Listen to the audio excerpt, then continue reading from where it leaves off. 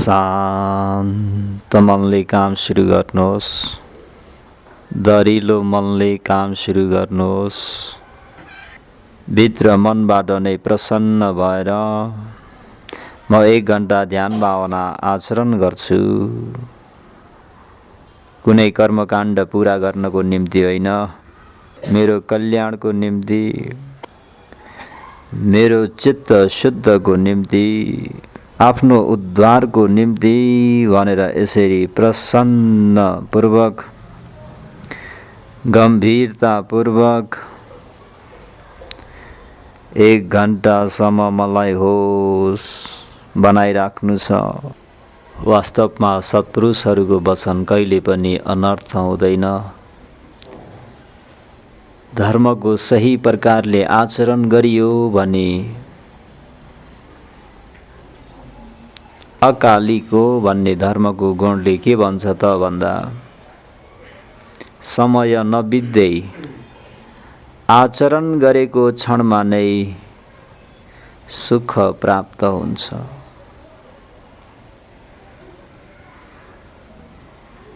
त्यसकारणले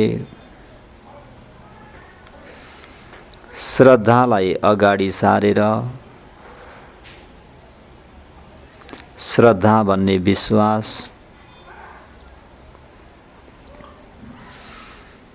नित्यन्त आवश्यकता छ। अंगुत्तर निकाय पञ्चकर्णिपात प्रधानीय अङ्गमा हेर्ने हो भने पनि 5वटा अङ्गले पूरा हुनुपर्छ। जुन व्यक्ति 5वटा अङ्गले पूरा भएर काम गर्छ त्यसले चाँडोभन्दा चाँडो सुखलाई साक्षात्कार गर्न सक्छ। त ती अङ्गहरू के हुन् त? श्रद्धा स्वास्थ्य सोझो मनले नाम रूपलाई, श्रद्धा स्वास्थ्य सोझो मनले वीर्य बढाई नाम रूपको उत्पत्ति विनाश देख्नु नै यी 5वटा चाहिँ मार्ग मिल्ने अङ्ग हुन्। त हामीमा नम्बर 1 मा श्रद्धा भन्ने विश्वास हुनुपर्छ।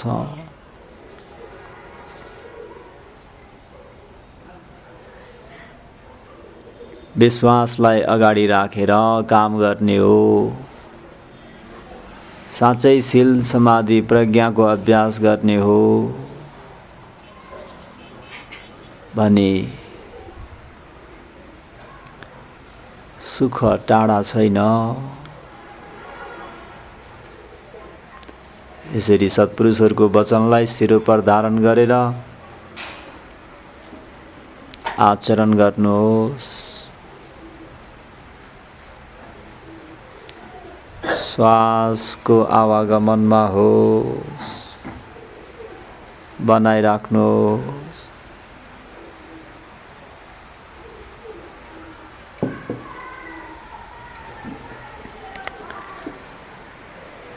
मन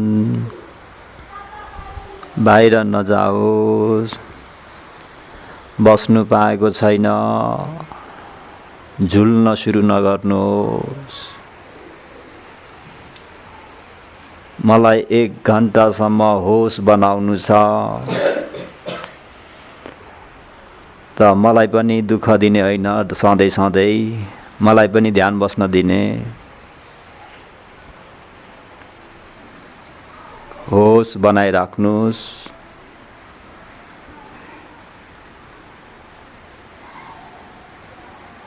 बस्दा धेरै गाह्रो निन्द्रा लाग्यो, झुल्यो भने बिस्तारै उभिएर काम गर्नुहोस्।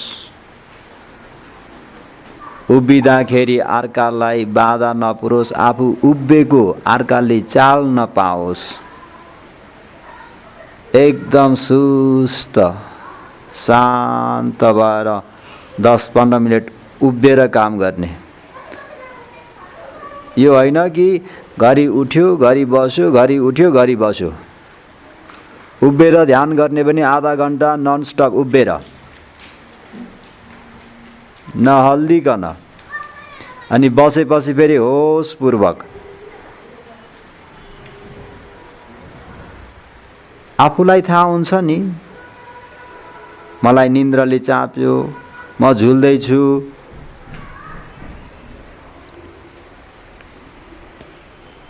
म झुल्न सुरु गरेँ भनेपछि होस बनाउने।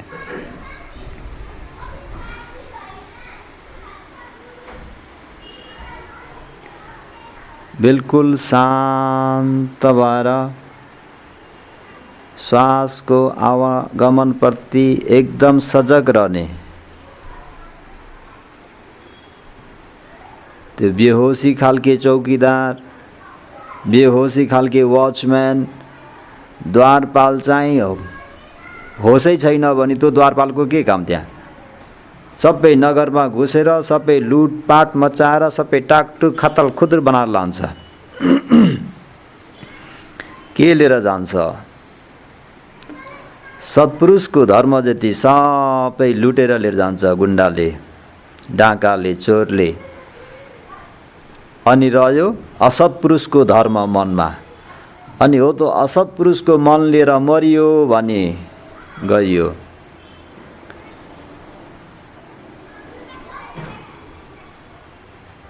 त सत्पुरुषहरूको धर्ममा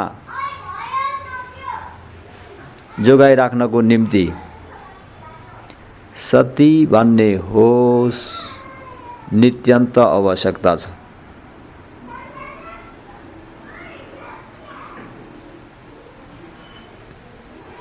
होस बनाइराख्नुहोस्। मन बाहिर नजाओस्।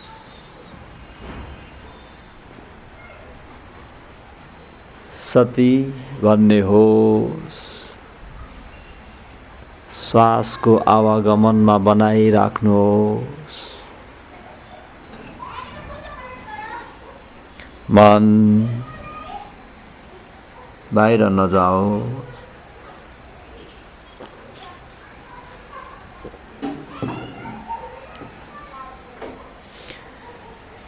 एक यनो अयं भिक्खवे मग्गो सतानं विशुद्धिया भनेर महासती पठान सूत्रमा सतानङ प्राणीहरूलाई विशुद्धिया विशेष प्रकारले शुद्ध गर्न अयं मग्गो मार्ग चाहिँ एक यनो एउटो मात्र छ।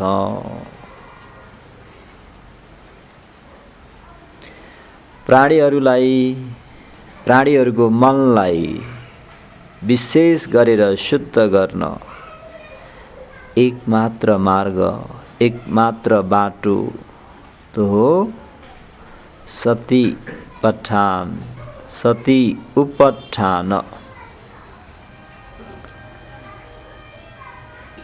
होस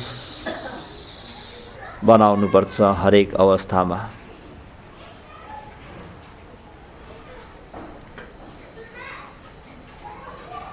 एउटो होस चाहिँ दरिलो भइदियो भने सारा अकुशलहरू बन्द हुन्छन् र कुशल पुण्यहरूका द्वार खुल्दछन्। त्यसकारणले हाम्रो 37 बोधिपक्षीय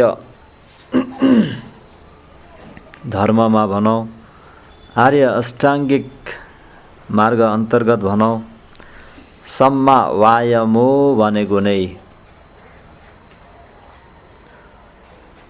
उपनानङ अकुशलानङ अनुपादाय वायामो।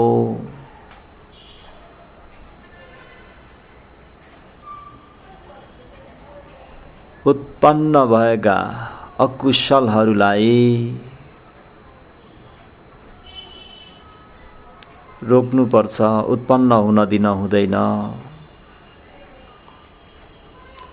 अनुत्पन्नानं अकुशलानं अनुत्पन्न भएका उत्पन्न नभएका अकुशलहरूलाई उत्पन्न हुन दिन हुँदैन।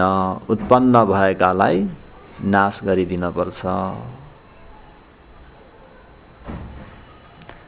अनुत्पन्नानं कुशलानं उपादाय वायमो उत्पन्न नभएका कुशल धर्महरूलाई उत्पन्न हुने गरी आचरण गर्नुपर्छ।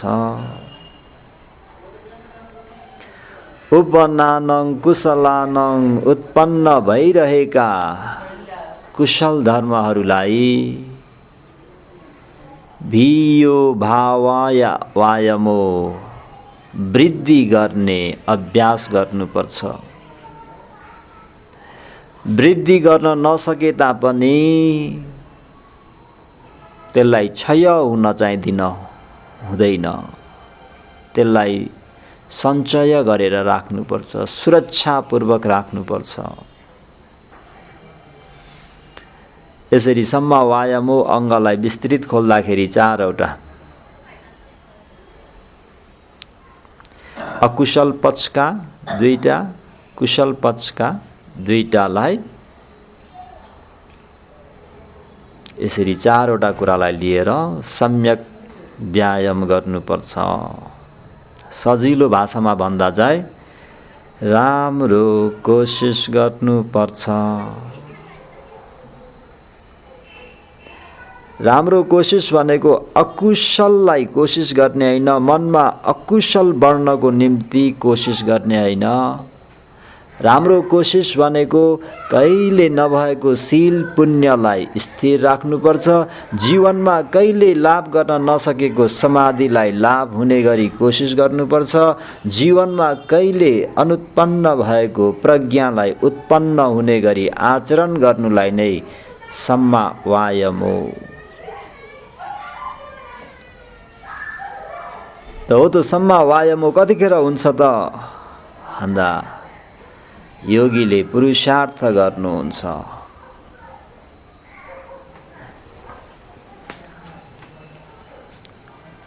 होस् बनाइराख्नुहोस्, मन बाहिर नजाओस्। होस् बनाइराख्नुहोस्। प्रत्येक श्वासको आवागमनमा होस् बनाइराख्नुहोस्। मन बाहिर नजाओस्।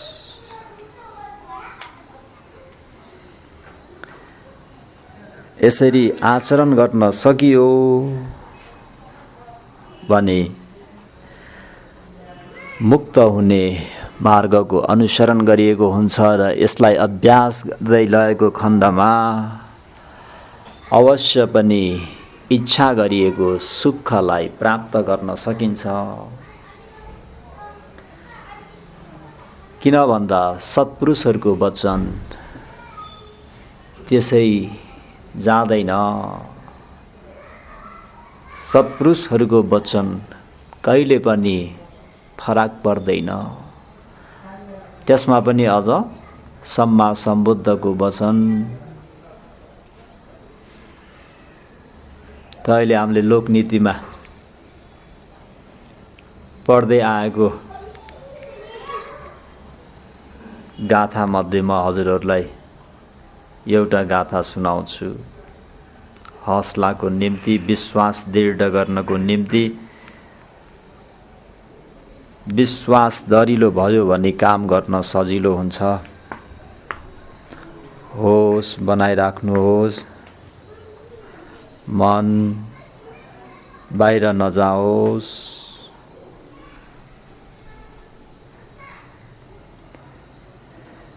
त सत्पुरुषहरूको वचन कतिसम्म फरक पर्दैन भन्ने कुरालाई उदय भानु पश्चिमे मेरु राजनमेयपि शीतलं यदि निरयगी पवतके च उपलं विकासेन विपरीतं साधुवाक्यकुदाचनं उदय भानु पश्चिमे भानु भन्ने सूर्य देवता पश्चिमे पश्चिम दिशाबाट उदय उदाए तापनि मेरु राजा सुमेरु पर्वतराज नमेयपि झुकेर गए तापनि निहुरेर गए तापनि यदि केही कारणवश निरयगी नर्कको आगो शीतलं शीतल भएर गए तापनि पर्वतगे पहाड पर्वतको टुप्पामा उपलं कमलको फूल विकसे न विकसे पहाडको टुप्पामा कमलको फल विकासे फुले तापनि साधु वाचा सत्पुरुष ज्ञानीहरूको कुरामा कुदाचन कहिले पनि न विपरीतं फरक पर्दैन। बेशक पूर्वबाट उदय हुने सूर्य चाहिँ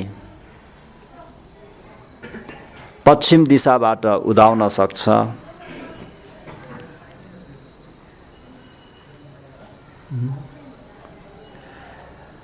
पर्वतहरूका राजा भई बक्सेको सुमेरु पर्वतराज झुकेर जान सक्छ, सानो हुन सक्छ, पर्वतको माथि कमलको फूल फुल्न सक्छ।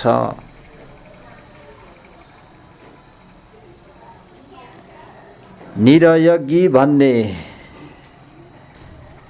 सायद बाई चान्स नर्कको आगो शीतल भएर जान सक्छ, तर सत्पुरुषहरूको वचनमा कहिले पनि फेल खाँदैन। त्यसमा पनि अद्वितीय सम्मा सम्बुद्धहरूको वचन। जसले शीलको अभ्यास गर्छ त्यो व्यक्तिले शील धारण गर्ने बित्तिकै त्यो व्यक्तिलाई त्यति सुख प्राप्त भइसकेको हुन्छ। जसले समाधिको अभ्यास गर्छ, जसको मन जति जति एकाग्र हुन्छ त्यो व्यक्तिले त्यति सुखलाई मन एकाग्र भएको क्षणमै तत्कालै प्राप्त गरेको हुन्छ। जति जति पञ्चस्कन्ध नामरूपको स्वभाव धर्मलाई अनित्य लक्षण, दुःख लक्षण, अनात्मा लक्षण त्रिलक्षणद्वारा पञ्चस्कन्धको यथार्थ स्वभावलाई जसले बुझ्छ त्यो व्यक्ति त्यति नै सुखी हुँदै जान्छ, सुखको नजिक हुँदै जान्छ। त होस बनाइराख्नुहोस्। नम्बर 1 मा श्रद्धा। बुद्ध धर्म सङ्घमा दृढ रूपले श्रद्धा। मैले जति आचरण गर्छु त्यति सुख मैले स्वयं पाउँछु भन्ने विश्वास। कर्म र कर्मको फलमा यदि विश्वास भइदिएर साँच्चै आचरण गर्नुभयो भने अवश्य पनि सुख हजुरहरूबाट टाढा छैन।